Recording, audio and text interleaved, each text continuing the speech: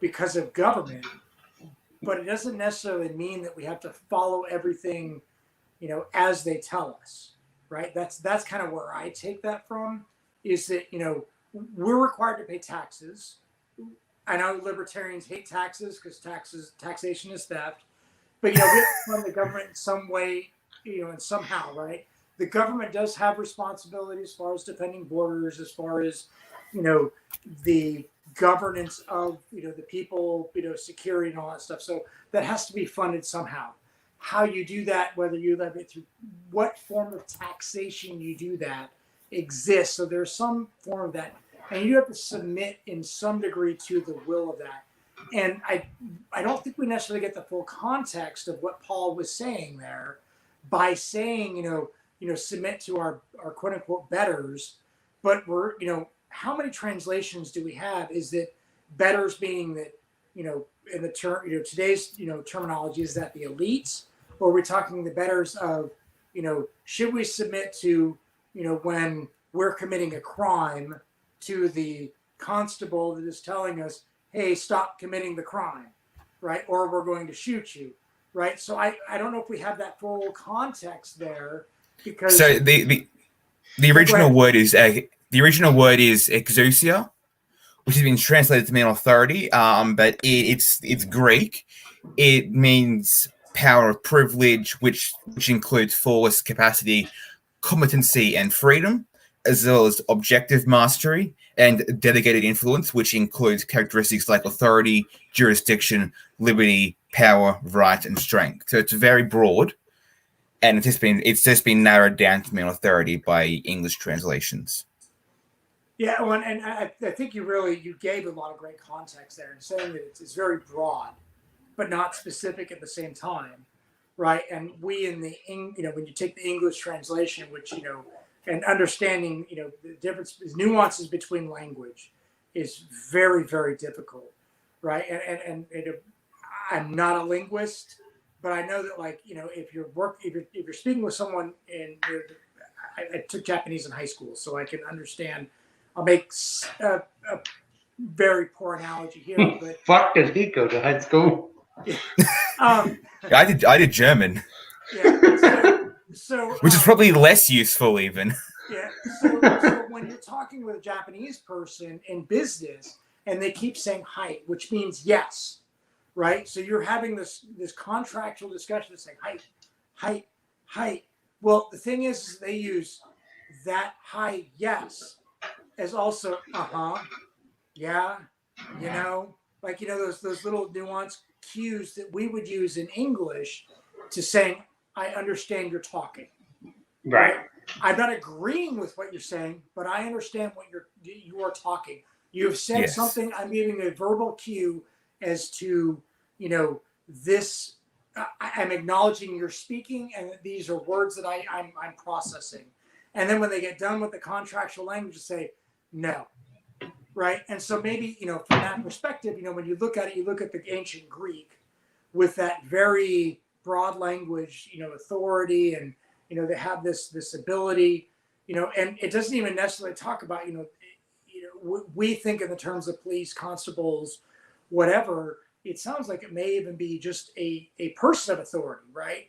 If you're exousia was used to mean family authority, so it could literally mean the father in the family. Church authority, it's very, very broad as to when it was used. And it could be the douchebag versus the non-douchebag, right? Like the guy who literally is, has some, authority in the group, right? You're going to submit to the leader of the group, whom is of good standing, right? So you're not going to submit to the freaking guy that's going to go, hey, let's go jump off this cliff. You're going to submit to the guy and say, hey, this is dumb. Why are we beating up on the kid that is helpless? Let's actually do something useful. So and again, getting that language context is very difficult when you're talking about that. And growing up in the church, it's amazing, and I love that you're bringing up the language of this, because how many times have I been told, shut up and believe, because this is what the Bible said, and you're over here going, it's really, really difficult what the original language is versus what the English translation is, And I absolutely love that. Yeah, well, because we've had like Hebrew to Greek to Latin to German and English, so it's very convoluted as to how we've translated it. I think a lot of the meaning's been lost in translation there. Yeah, and that's amazing that I love that you bring that up. I mean, it's such perfection, and that you bring up that detail of, submit to authority is not necessarily submit to the police officer that is committing the crime. It is submit to the authority that may be, submit to the person that is correct, the person that is actually following law. Because I mean, in the U.S., it's very common for a police officer to be 100% wrong on the law. Like that's actually a very, very common occurrence. That actually happens all the time. Yeah, I mean, like I would almost say that probably 4 out of 10 stops, the police officer has some legal fallacy or legal misinterpretation, and so understanding that that you need to follow the person that actually understands that.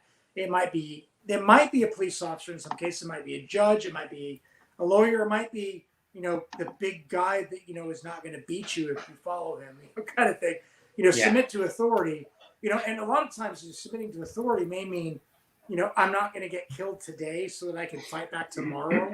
So I don't necessarily. Again, we're looking at these small passages and trying to expand these big concepts and ideas on. So it's really fascinating, and I love when people look into the whole nature of biblical stuff, where it came from, and I especially love when you get into the Greek compared to the Roman, compared to the German, English translations, because Greek is this crazy way. I had a minister that I worked when I was going to a church, that he described it that when the Greeks do things, you got the angels singing and everyone's praising and all this stuff. It's like it's this really big theatrical moment.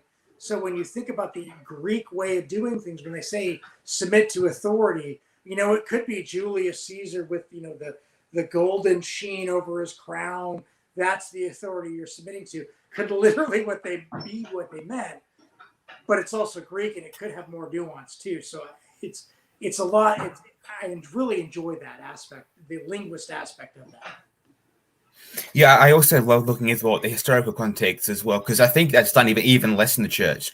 So I know a few churches talk about the language, but even less look at the history surrounding it. So, for example, when Paul was writing this, it's around the same time as the first Jewish-Roman War, which is 66 to 73 CE, and that led to the destruction of the temple. The Second Temple was destroyed. Was under the Romans during this time because there was the Zealots were rising up.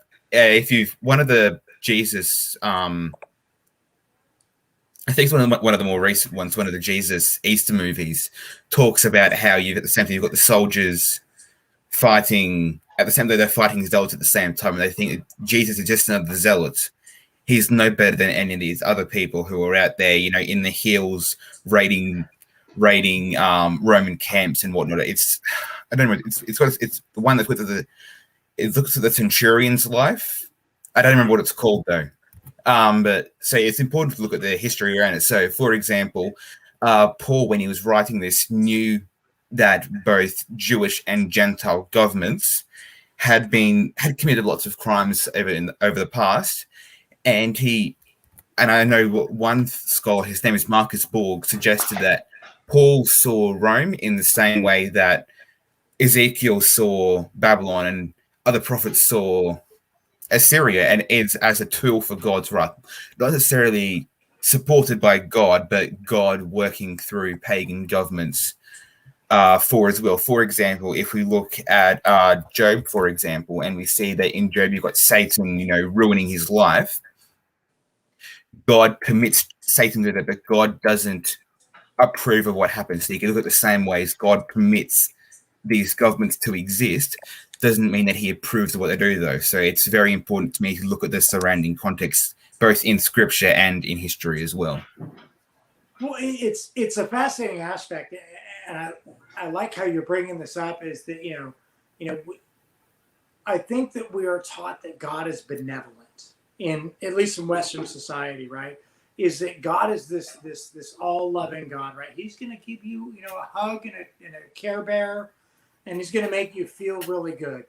But the context of God being this, hey, there are other entities that exist, right? And when you look at the ancient text, I say ancient text. I look you look at the 5 books of Moses, Genesis, Exodus, Leviticus, Numbers, Deuteronomy. They acknowledge the existence of the other gods, right?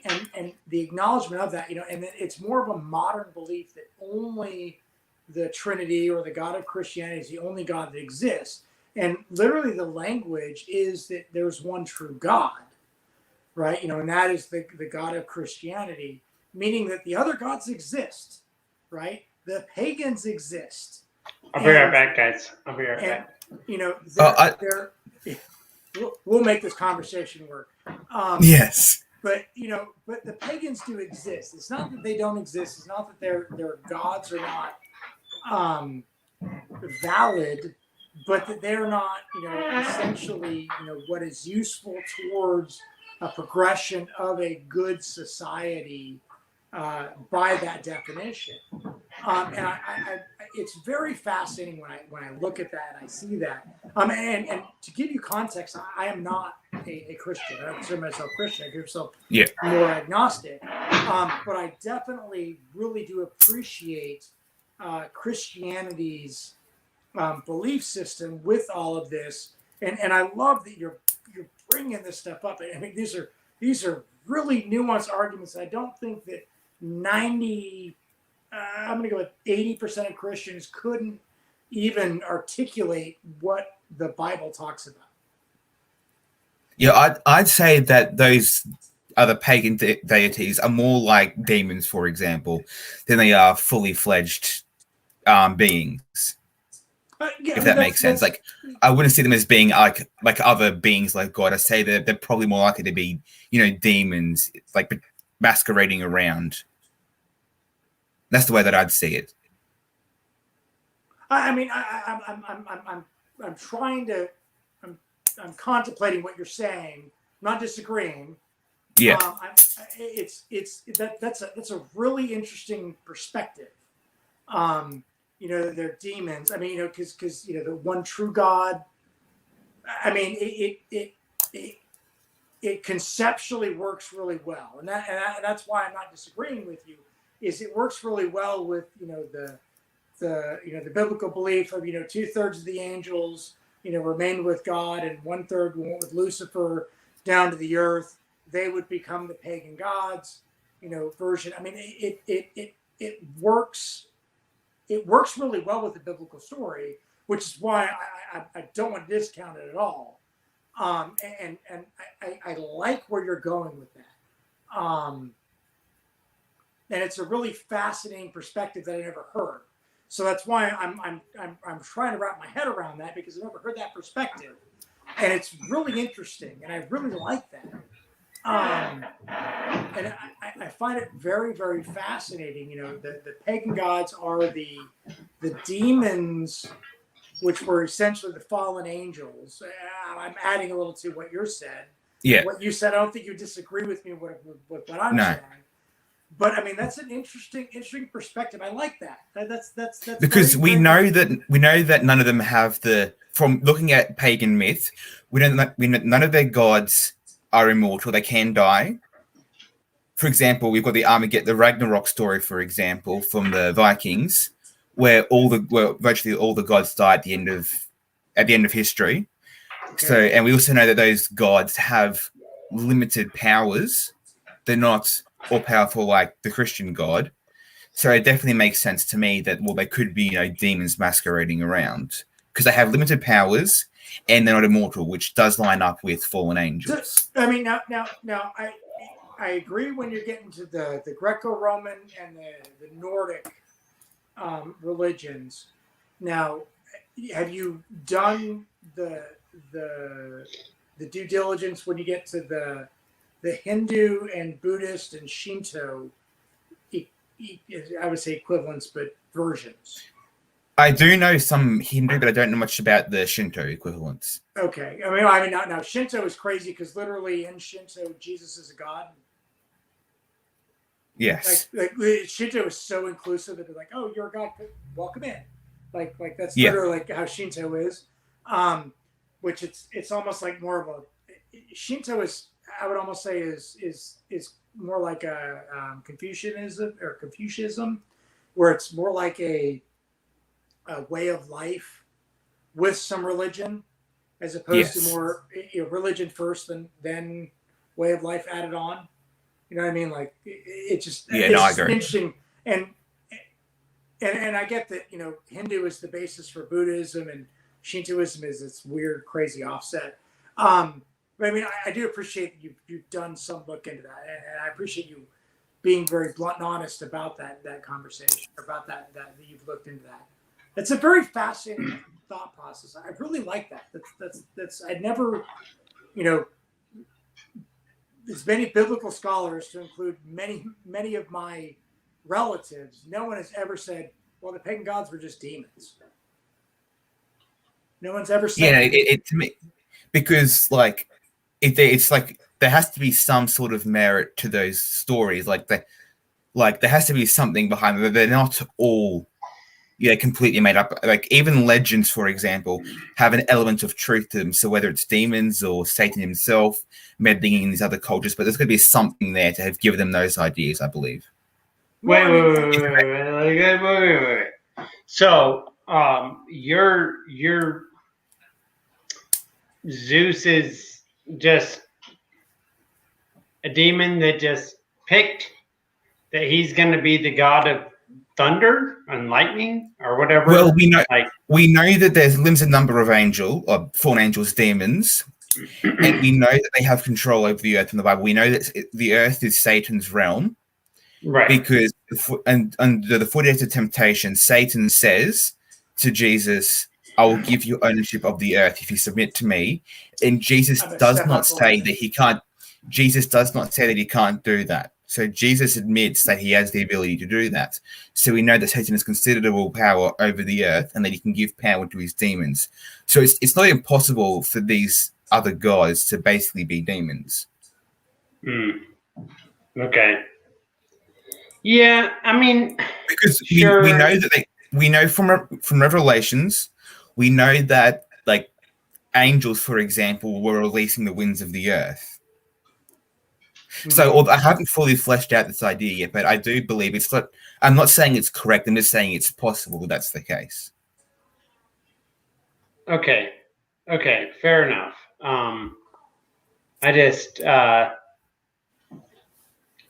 I suppose I take a little issue with the fact that, like, there's this. I don't know how to word this.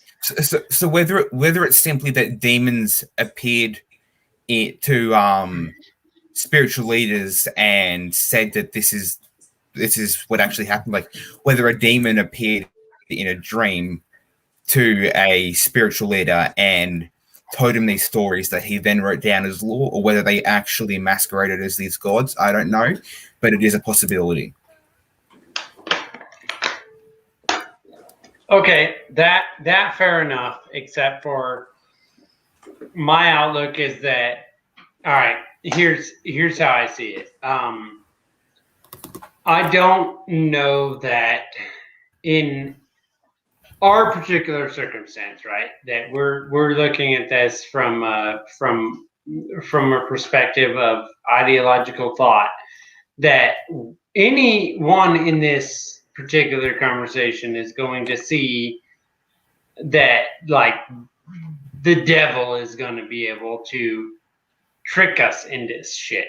Now, maybe, I don't know, like, but in this conversation, it's like, come on, we're having this conversation. Like, so here, let me try and play the interpreter here.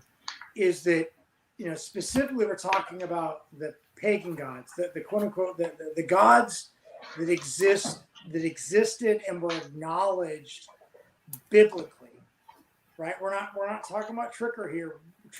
We're talking about the Bible itself acknowledges the pagan gods or the other gods, or and that the God of Abraham is the one true God.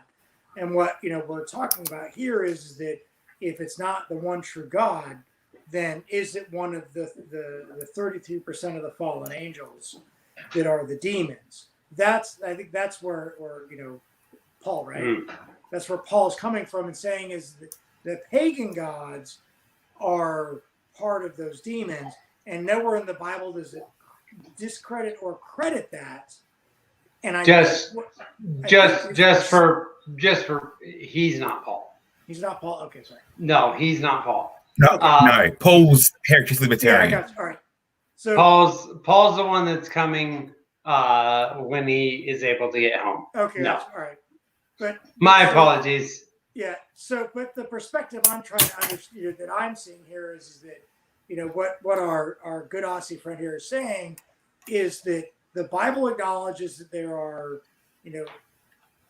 gods that exist, and again, when you get into the translation, what does God mean, right?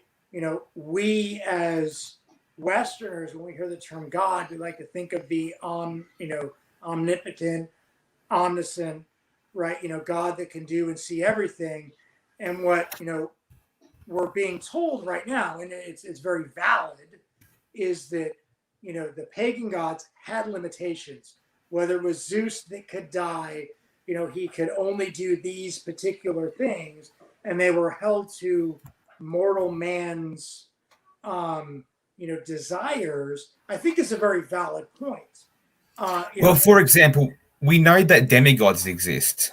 Yeah, I'm one of them. So we have in Genesis 6:1-4 and Numbers 13-33 is the Nephilim. The Nephilim are the offspring of human women and fallen angels. Yeah. In Numbers 13:33, Joshua and the other reporters from the tribes that went to spy on Canaan said that, and we saw the Nephilim there. We were like grasshoppers to them. So we know that demigod-like creatures existed, the offspring of demons and women.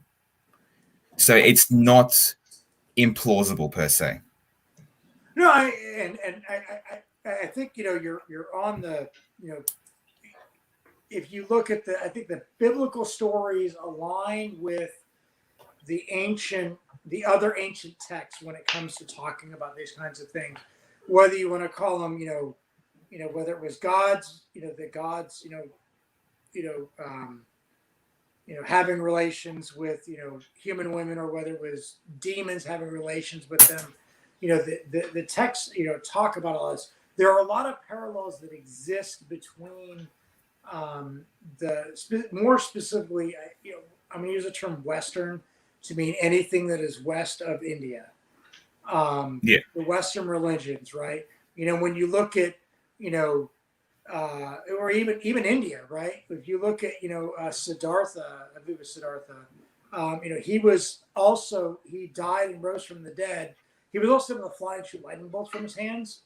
And then you also look at Iris, who died Osiris, who died, ancient Egyptian, who died, and 3 days later rose from the dead. You look at the ancient pagan myths that talk about, there's a reason why we celebrate, Christmas on December 25th, is because on December 21st, which is the winter solstice, the sun, remains in this declination for 3 days, which then means on December 25th is the first time the sun rises. So it's when the sun has died, per se, and begins to rise again, and then we can expect spring to come. So that's why we have a lot of these, the merging of all of our, religious connotations, religious beliefs, is a major factor in a lot of these things. Not to diminish any one of those, and I know that Christianity, I think, has one of the best proven track records of all of them, probably the best. And I know I'm treading lightly right here with that, but I mean, I recognize, when I always talk about these, I always question, why did they, choose to associate Easter with fertility, and the birth of Christ with, the winter solstice celebration. It seems like I should flip the two, but I'm not I wasn't the ancient Roman emperor that made that decision. So.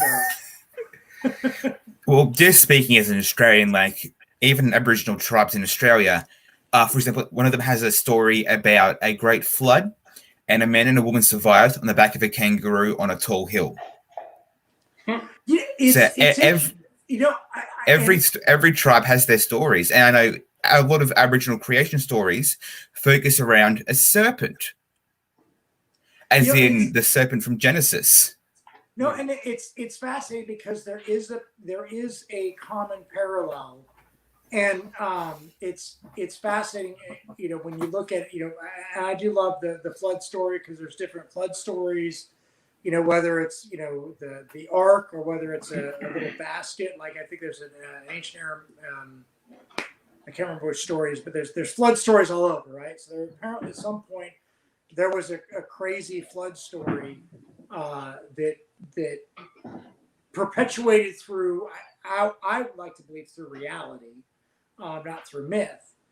But when you get even looked into the story of Atlantis, and was there, one of the common things that I've looked at in my research is that was there an advanced civilization that was truly flooded out, and their descendants became, created what was this. So they had a basis of knowledge, a basis of these stories that became, our modern religions. Because, when you take, you send 1,000 people to 1,000 locations, you're going to get a base story that's the same with details that are different.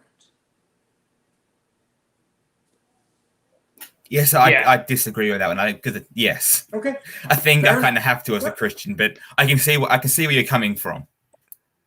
No, no. Expand. You said you disagree, so I kind of want to know, why do you look? So the way I'm I not see going to it say where how I see it different than he sees it, but why do you see it different than that? So we know that Noah reached China, I think it was. So we know that. The way it's theorized that he reached China or somewhere in the Far East. Yeah. So the way I see it is that migration like that would have spread the stories of Genesis to other people, and then that's been diluted over time and transformed the stories as they get passed on through oral history. Because we know, for example, that in Australia they didn't have a written language, so it was entirely oral history.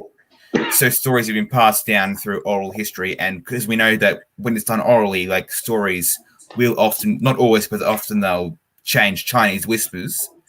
So that's the way I see it happening, is that it's migration like Noah migrating to the Far East, and the stories are spread that way.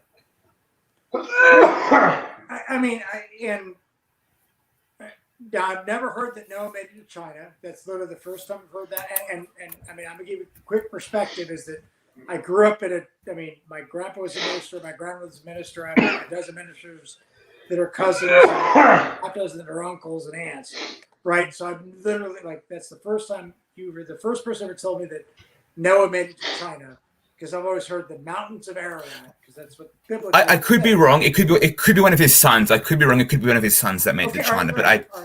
And I'll accept that clarification. I'm sorry, Mark. What did you say? The mountains of Aramon? Mountains of Arafat. Arafat, yeah, okay, but there are mountains in China called the Mountains of Arafat, which are in Turkey area. There's the outline. About, Northern Asia. Yeah, Eurasia, not China, but not China. If the clarification of one of his sons went there, absolutely. Right. 100%. I got that. Okay, carry on. Sorry, but, my apologies. My counter to that would be is that Noah doesn't necessarily have to have been the one that survived the flood for a flood story to have existed, right? If there could be a flood that existed, and it's not necessarily Noah's people that are telling that story. And here's my when I look biblically, is that how many animals were taken of each type were taken on the ark? Because the Bible itself actually disagrees with itself here. At one point it says 2, at one point it says 7.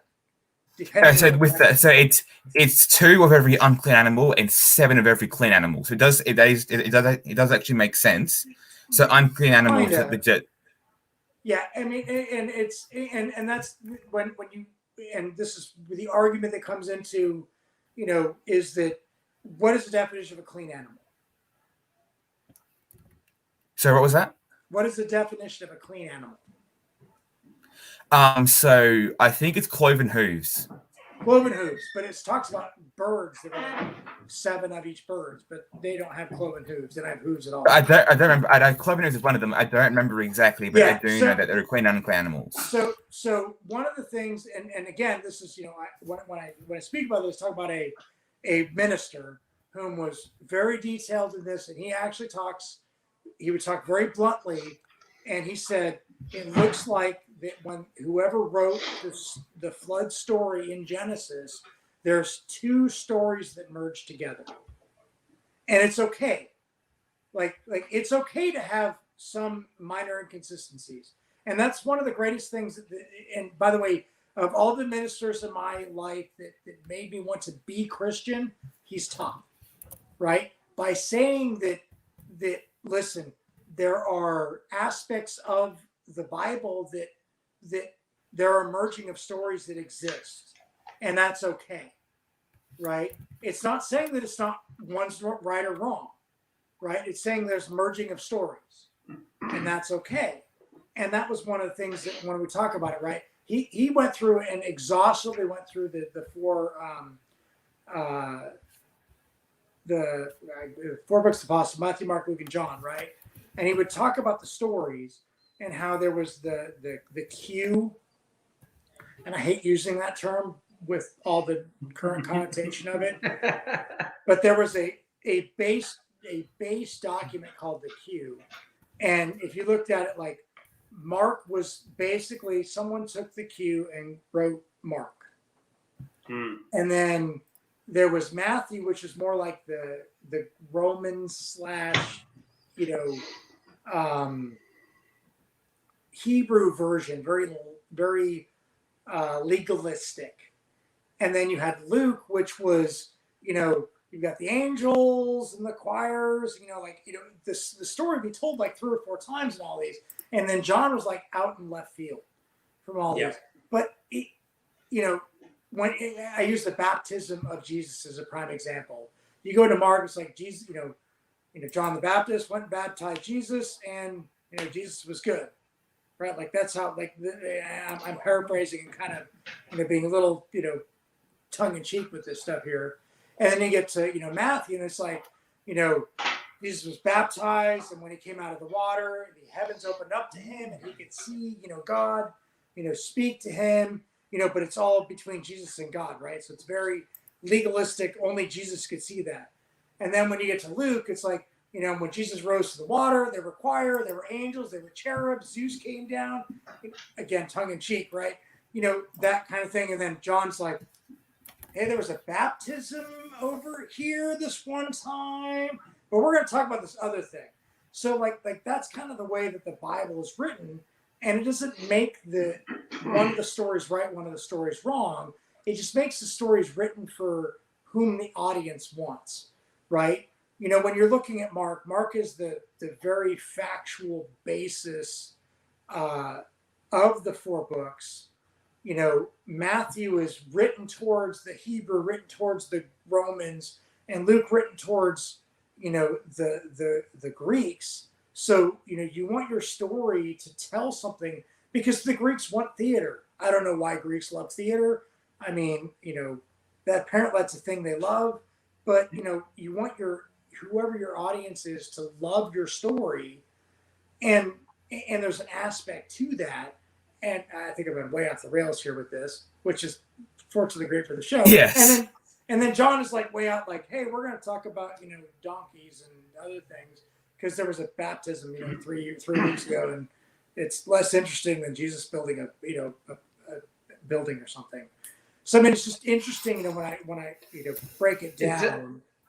So I'm gonna 100% agree with you on this, that they all four of those books go just batshit crazy. They just do whatever they want. It doesn't really matter. There's no way to bring them together. Now, I know that my boy from Aussie had a specific target mark that he wanted to speak about, a particular book of the Bible, which we're going to get into now, because I know that was what he actually prepared for, and so I want to give him an opportunity to make to pull that into the conversation.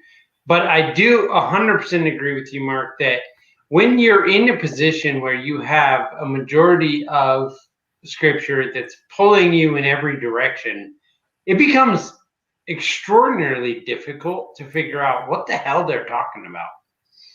Like, you have to figure out, like, okay, why is it doing this? Now, that said, I actually think that it's not actually unintentional. I personal belief is that I think it's 100% intentional. I think that Yeah. Luke was written specifically to cater towards the Greeks. And it doesn't bother me that it's that way, right? I mean, if you look at it from a persuasion perspective, you write to your audience. Luke was written for the Greeks. I'm not Greek.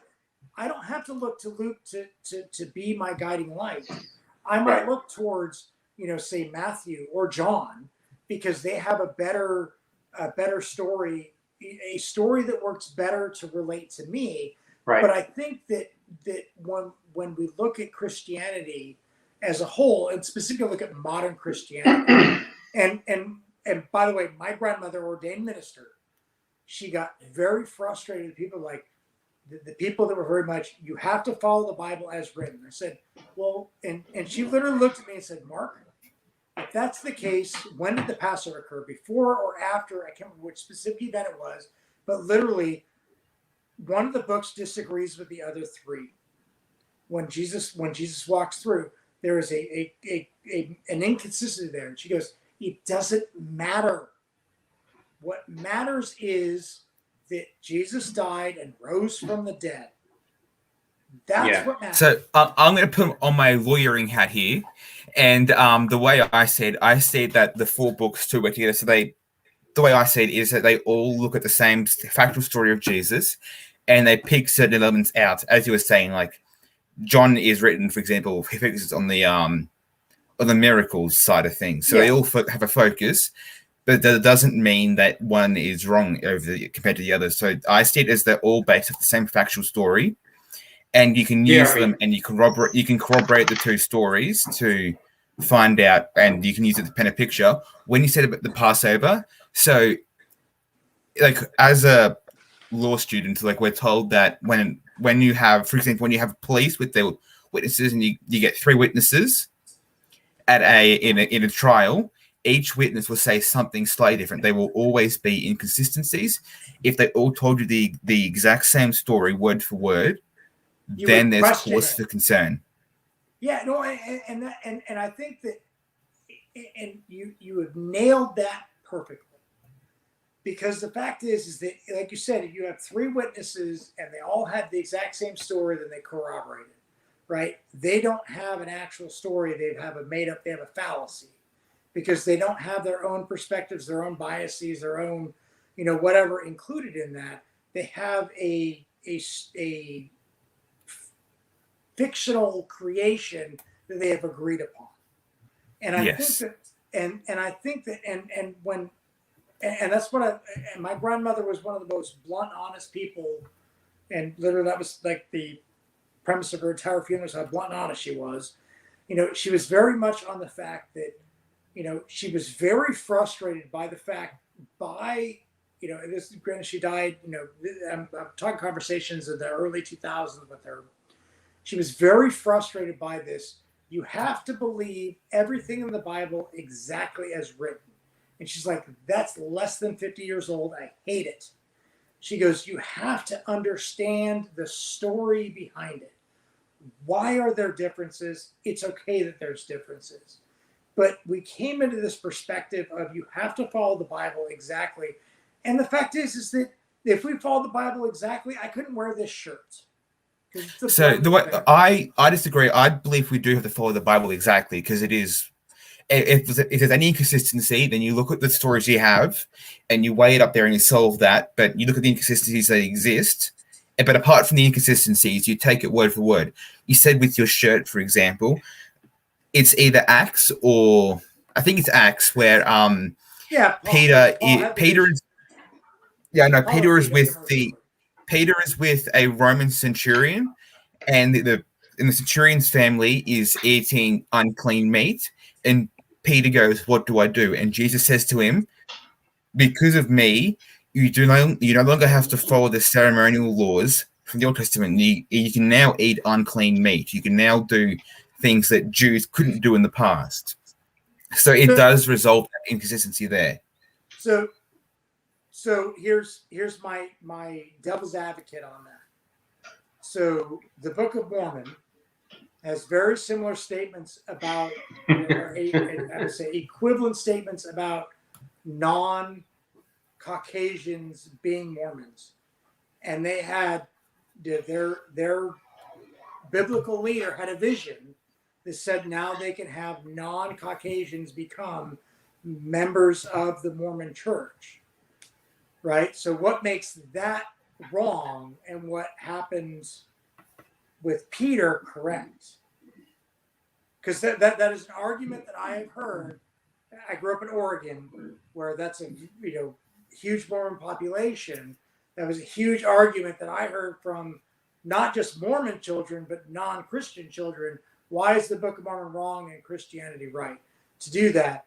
When Judaism said, I can't wear blended fabric, I can't eat unclean meat. Why is that allowed now when the Book of Mormon does the same thing, but you're telling me that Mormons are wrong? Well, so I look at and I weigh up the factual evidence to support the Book of Mormon against Christianity, and I don't have time to go through all that, but Christianity has been more factually proof than the Book of Mormon is. The Book of Mormon is one guy's uncorroborated story with no historical evidence to back it up whatsoever, compared to the Bible. But he had the magic glasses. I watched it on South Park. Whereas you have the Bible, for example, and we've got Tacitus and other Roman historians who are trusted in everything else, and they say that Jesus existed. We've got more evidence for Jesus than we do have for Caesar. There are 40. There's all this evidence for Jesus. So you look at the factual evidence. I don't know. Hang on, buddy. I don't think that's what Mark's trying to say here. I think he actually agrees with you on that. I think in a way is like, and I understand his question. Like, how do we know one's more solid than the other? Like, so really, my question comes to is that why is it okay for the revision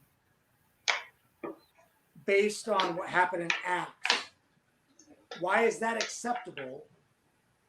But when you look at and this is a very valid reason that the Mormon Church gets criticized for, why is their revision considered unacceptable? Yeah. And it's a weird backwards way of thinking, right? Is that the first thing is like, well, Christianity is no. What you have to look at is that we're accepting the fact that Christianity made a revision, right? And biblical divination or whatever, right? Where Jesus came down and said, you can eat these unclean meat, you can do these things now, right? Because it's okay, because I've said it's okay, right? We are accepting that as fact. So Mormonism, we're making an analogy here. Analogies always fall apart. So I'm acknowledging the analogy is going to fall apart here. But there's an analogy that the Mormon Church makes where they say we did not allow black. And I'm going to say this very directly: black people were not allowed to be Mormons. And then suddenly Brigham Young had a vision. Not Joseph Smith, Brigham Young. Brigham Young had a vision. Now black people can be Mormons. Why is that not acceptable? But Peter, and again, we're going back to that. Joseph Smith was kind of the Mormons' Jesus, if you will. And Peter being more of the Brigham Young. Joseph Smith was not the Mormons' Jesus. He was the Mormons' Peter. So the thing is, I don't see how they both can't be true. So for the Christians, it's true. Let Mark finish because I interrupted and I apologize. No, you're fine. But I mean, whoever they are, but I mean, I think the question is that why is it okay for and I think you're about to answer this perfectly, is that I'm saying is that it's okay for Christianity to make the adjustment. Is it okay for Mormonism to make the adjustment? And here's the follow-on question: if Mormonism can make the adjustment, then why are they not the correct religion? So I think both can make the adjustment. So to answer your first question, both are equally valid. To answer your second question, that's resolved by weighing up the factual basis for both religions, which is what I was trying to get to before. Yeah, and you did it beautifully. I don't need you to rehash that on. I mean, it's an interesting. We get into the complexities of this, and when you get into are you a lawyer yet or about to be a lawyer? But you get the context of when you're trying to convince people of this, is that they're going to take their biases and attach it to one. Yes. Whether it's right or not, they're going to attach their biases to it, and you manipulate it one way or another, right? Much like. Well, go ahead. I actually want him to back up something that he said that was interesting to me. I'm sure I'm going to get this wrong, but it was somewhere along the lines of, we have more evidence that Jesus existed than we did Caesar existed. I would like him to give me a little more information along that argument than it was something he said, but we were discussing other things, obviously. Is that something like, why do you have this thought process or information? So that was from one of the movies they made on Jesus. One of the ones where they tried to prove Jesus existed or not. And so I don't remember where listed, but this is what I've been told, that there is a lot more evidence for Jesus than Caesar. I don't know if that's an exaggeration, but that's just what I've heard. So I can try and find you the evidence for that. You don't have to find any evidence. I don't need evidence. I was interested because you said it, and I was like, I just found it interesting that you would say that. Like how, just one of the things that's very interesting. It wasn't Julius Caesar. It was one of the Caesars. I don't remember which Caesar it is though. Okay. As a history student, I'm used to saying Caesars, all Caesars. I want to correct myself from before. It wasn't Noah. It was one of Noah's descendants that reached China. It wasn't Noah himself. I just wanted to correct that record before I started telling people that Noah reached China. It wasn't Noah that reached China. So what were you going to say? You did want to discuss a specific. We were going to discuss specific scripture. So I'm happy to leave that till we get Paul on, because I know Paul had a few questions about Romans 13. So I'm happy to leave that till Paul turns up. I don't know what the hell's going on with Paul. Paul decided to ditch us apparently because he decided to go drink. When it came to Caesar. What's that? Sorry? Did bring up coins, the number of Caesar coins that exist as a justification for why there's more documentation of Caesar over Jesus? Because No, it wasn't. It wasn't Julius Caesar. It was one of the Caesars. I'm just used to saying Caesars and the collective. I don't remember which one it is, but I have heard there is more evidence for Jesus than there is for a Caesar. There's more Chuck E. Cheese coins than there has ever been any coin with Caesar's face on it. Are you kidding me? You got to be making that up. Have you been to a Chuck E. Cheese? Yes, like twice. It was two of the worst times of my life is being in that shithole. Have you seen how many there are? Like there's I didn't. Yeah, okay, fine, but it's just like there's more of those.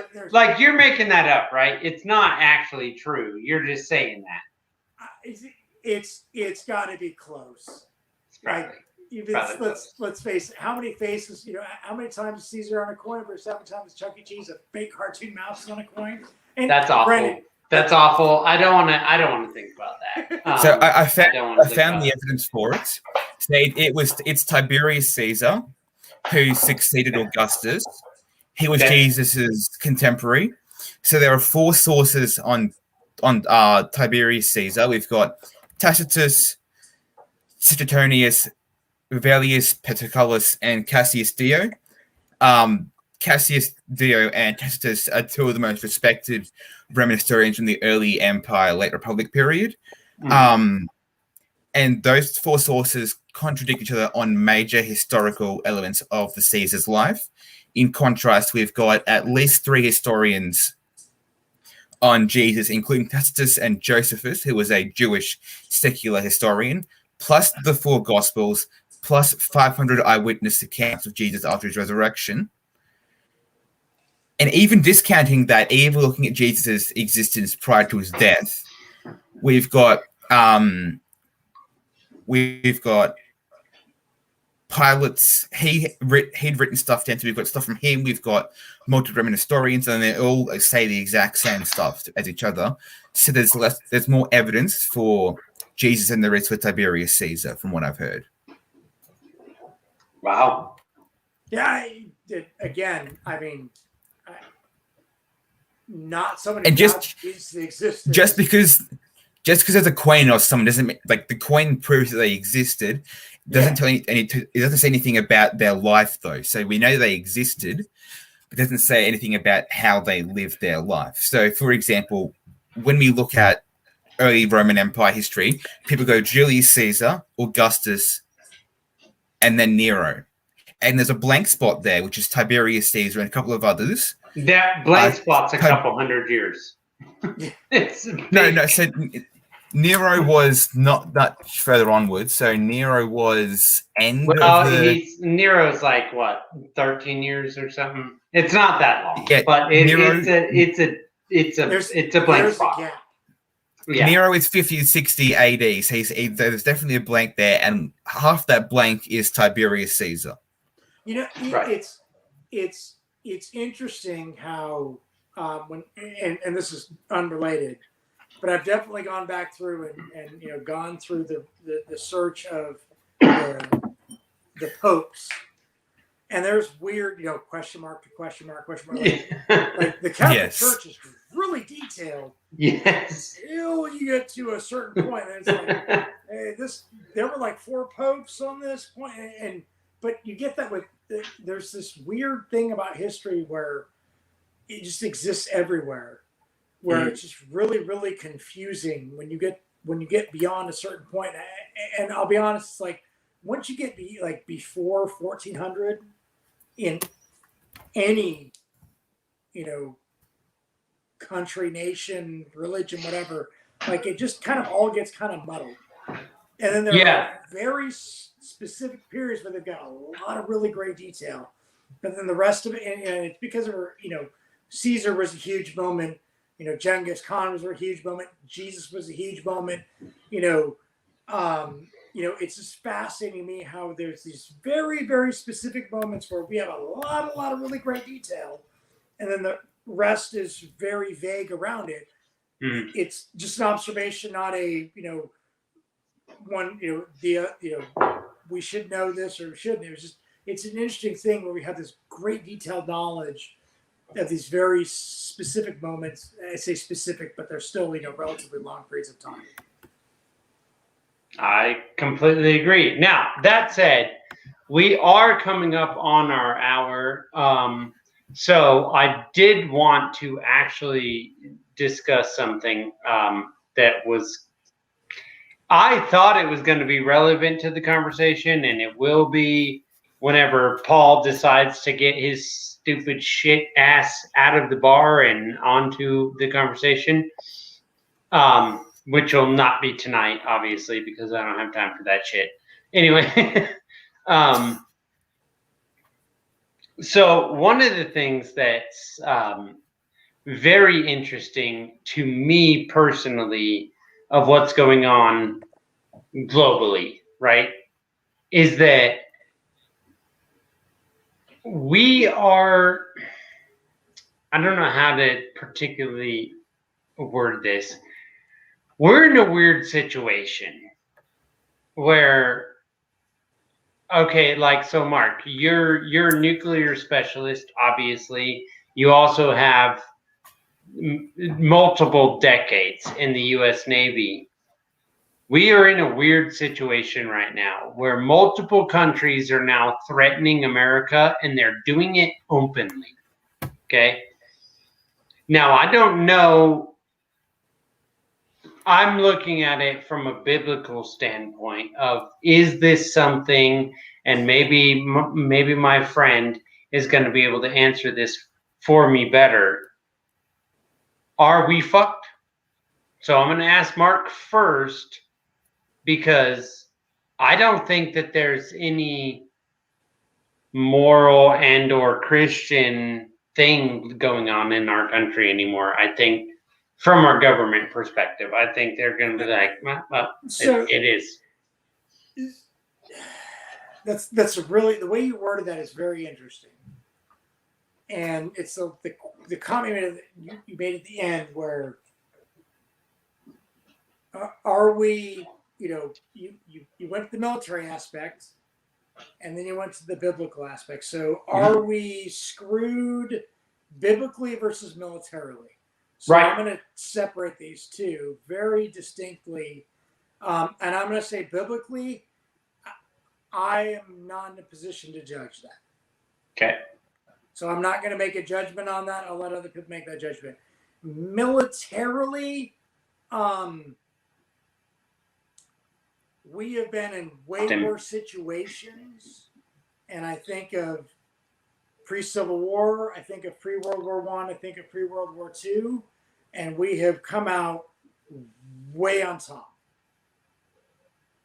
And we are like, and when I look at where we're at, like here's where we were at, at those levels, and we're like, thousands of feet above that one with these potential conflicts, right? Like when you look at World War II, we were World War I, we were becoming a world power, and World War I catapulted us to a world power. Mm-hmm. We came into World War II, we were like number 10. We came out number 1, right? Civil War, we weren't even a world power. We were literally destroyed ourselves as a nation, came out on the verge of being a world power. So right now we're number 1. Are we being, threatened, attacked? Yes. Is there concern? Yes. Right. Can we take on Russia and China at the same time? With or without nuclear weapons? Oh, I mean, I don't think there is a without. Oh, easy. Really? Oh, yeah. You think we can take them? Both of them? Oh, yeah. Without nuclear weapons, we can take them. With nuclear weapons, easy. Without... No. That's what I said. Without nuclear weapons. Without, we can do one at a time. But I don't think that Russia and China... But that's not going to be our issue, right? We're not going to have to take them both. Because no matter what, if we face one, the other one's going to see us in a moment where they might be able to do something. That's the problem, China right? And Russia are not the friends we want to believe they are. Really, right now, they're both saying they're friends. They're both honestly saying we're friends. We'll do whatever it takes to take out America. Just like we tell Russia that China and us are friends, and Russia tells China that we and them are friends. Fair enough. Good point. Right? Okay. Okay. What do you think, buddy? What do you think over there in Australia? Because you guys are the ones that are really in the brawl with China right now. So I'll enter the Bible part first. Can you clarify what you mean by screwed biblically? What's that? Can you clarify what you mean by being screwed biblically? That we as just as a species have decided that we don't give a shit about the whole ideology of a creator of our God, and I think a lot of people have decided that that's not important anymore. I'm not one of those people, but I do believe that a lot of people have thought that. So the West as a whole is suffering. Humanity as a whole, less so. Christianity's fastest growing region is China. Cool, didn't know that. Because Christianity is most prosperous when they're being the most persecuted. For example, until Constantine said that Christianity was a legal religion in the Roman Empire, Christianity was growing rapidly, but amongst the poor people, because they were like, we can put our, like, we don't have to sacrifice anything. We can put, like, we didn't, as in, like you sacrifice, like you would for the Roman gods. Like, you don't have to do sacrifices and kill animals and whatnot. And it was like this, we have a hope for salvation, because the Roman religion said that they didn't have much of hope for salvation. They'd probably be in the middle. There's three tiers to their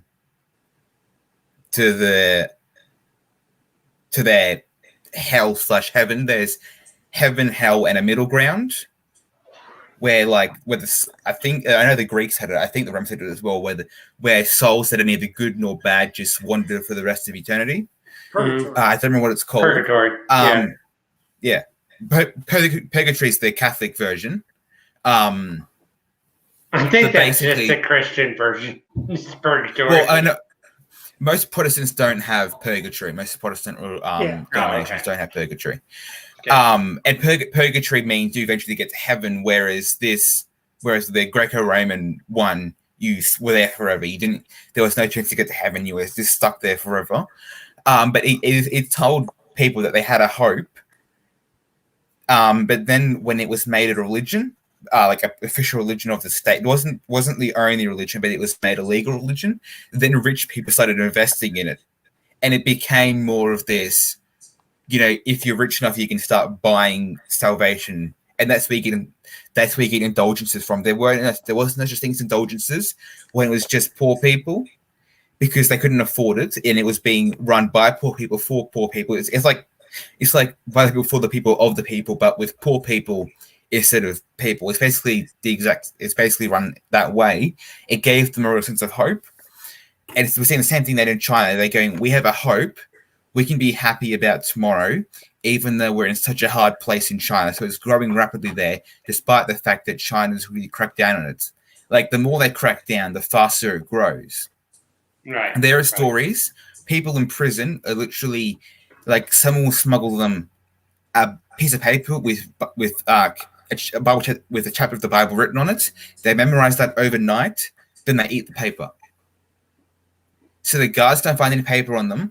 And then they can memorize entire, like, they could be one chapter, like, a night.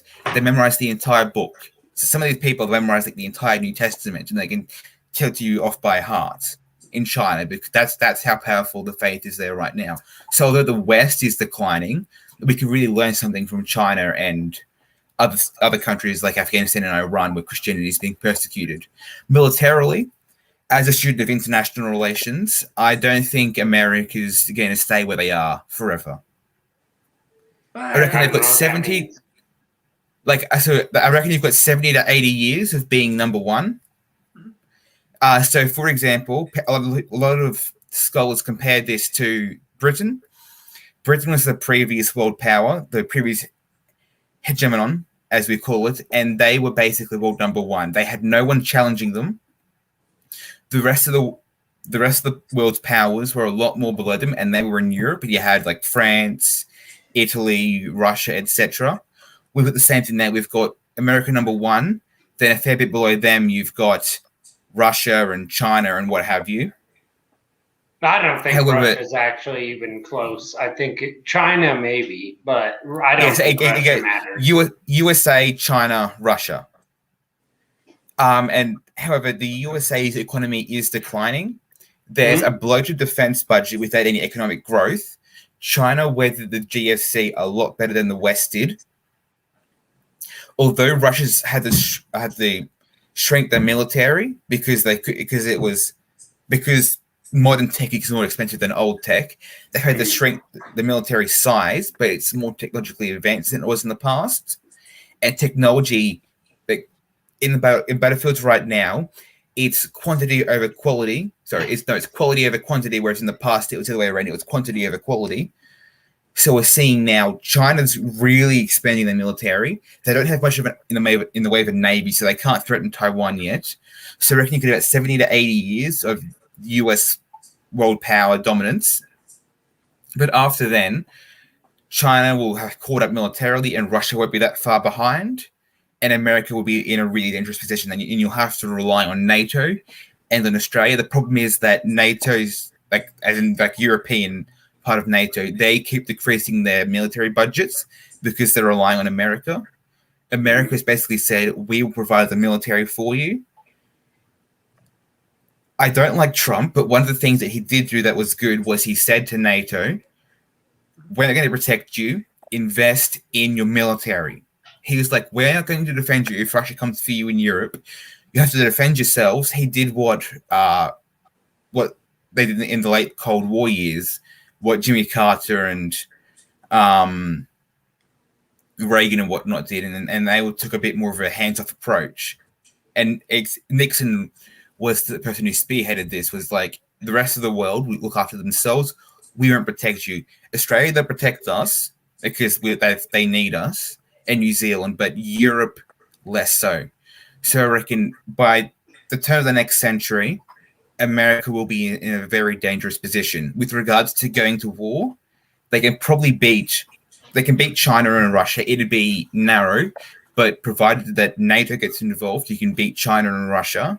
But again, by 2100, it'd be a lot more even. And I wouldn't be surprised if America loses. That's the way I don't feel like NATO has a choice if it comes to it. NATO doesn't have a choice. If America goes to war with China, NATO doesn't have a damn choice. You're going in, or good luck, bitch. Like, that's basically how it looks in my head. So here's my big devil's advocate to that, is that what the world considers, and this is the most powerful asset in any navy, which really does define your ability to strike other countries, is the aircraft carrier. The United States and Russia really are the only two nations that have aircraft carriers. Everyone else have these things that we consider aircraft carriers. The U.S. doesn't even call them aircraft carriers. But if you look at what the world considers an aircraft carrier versus what the U.S. has, we have like 22 aircraft carriers. Yeah. Right. China is building two super carriers. Don't we only actually have like 11 total? Us personally, it's 11, I think. 11. Russia has one, and China's building two. Okay. But when you look at that, and this is where the 70 to 80 years comes on, is that the U.S. is currently under contract to build two more super carriers, which is going to put us into the 80-year mark period already, right? Because of how long those things will last. And we're going to continue to build those to replace them. I've seen the construction contracts and the expectations for them with the whole numbers, obviously not named yet because they haven't been decided. But I mean, there's literal plans to replace every Nimitz aircraft carrier with a Ford class or beyond. So if you look at it and that's one aspect, not the whole aspect, but when you're looking at a warfare, specifically with Russia and China and the United States, naval's the number one engagement aspect of it.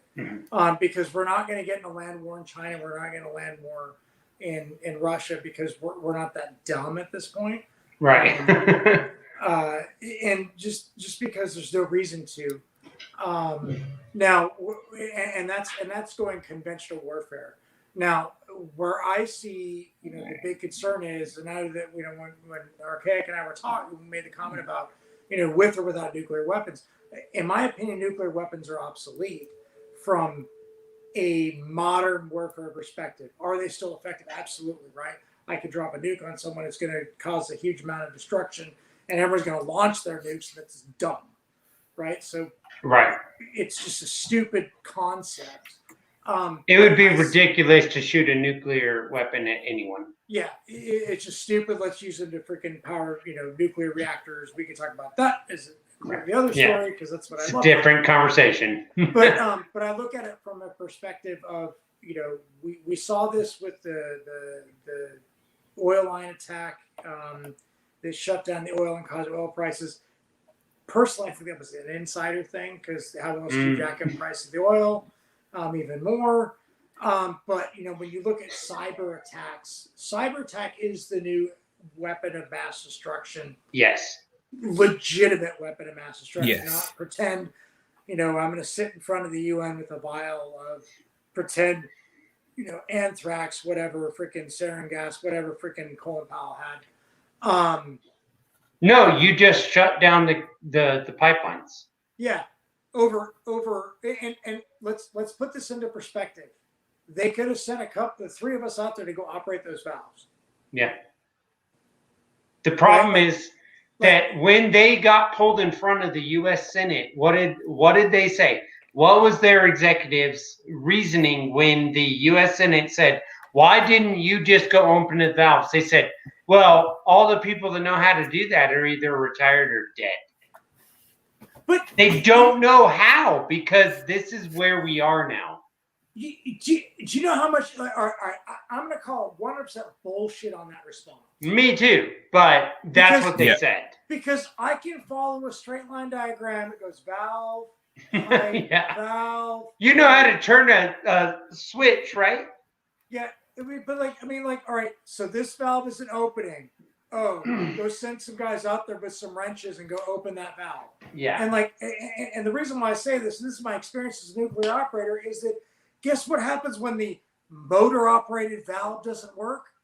They send a jackass like me out there with two other people to go and a wrench, engage the clutch, and go operate the valve manually. Yeah. So that was a bullshit excuse, and that's why, and that's my number one reason why I believe it was more of an insider attack than it was an external attack, or it was, and it could have been. Well, they blamed it on Russia, so there's that. That's my point. We blame lots of things on Russia, and I know we have been very good at it for about the last 5 years. Almost everything's Russia's fault. 5 years. Which is really irritating to me. Right. No, I mean it's sped up in the last 5 years, where it's like Russia, everything's Russia. I mean, look, but the fact is that you could have sent people out there. You could have called me, and I'd have gone out there and operated. There is no way that they couldn't have got like someone like you, as you just said, Mark, like that said, "Hey, we don't know what's going on." I bet you could have walked down that gas line and went, "Oh, look." There's a bypass valve. It would have been open. 100%. They lied. They lied to the Senate. It doesn't matter. It's let's face it, the senators don't even know how to freaking light a fire. The senators would never know how to open that damn gas line. Like you said, they couldn't. They couldn't light a fire. So, and I don't want to defend him because I know libertarians hate him. But at least John McCain understood how freaking a mechanical system worked. Hey, John McCain would have got that damn gas line opened if he needed to. And I hated John McCain. Yeah. But at least he would have figured out like the basic understanding, right? I call him Tiger Box. and if they'd have gone and Thomas Massey, who was one of my favorite guys in the house, if he made that comment for him, be like, "Hey, let me show you how I can see when my wife turns on the toaster in the morning." Yeah. Go after yourselves and figure this shit out. Like, yeah. You know what I mean? like you're talking with a bunch of senators that literally don't know how to do anything except push paper because they're lawyers. No offense. No offense to you, homie. Yeah, but I mean, Who wants to be a lawyer. Eventually, he's going to be an international lawyer, hopefully a good one. But that Yes, said, hopefully. gentlemen, we are a little over an hour. We did have a good conversation. We did get some of our conversation. We didn't get into what we were supposed to because Paul was not available. Well, he is available now, but now it's too late, and I don't want to. So there's that.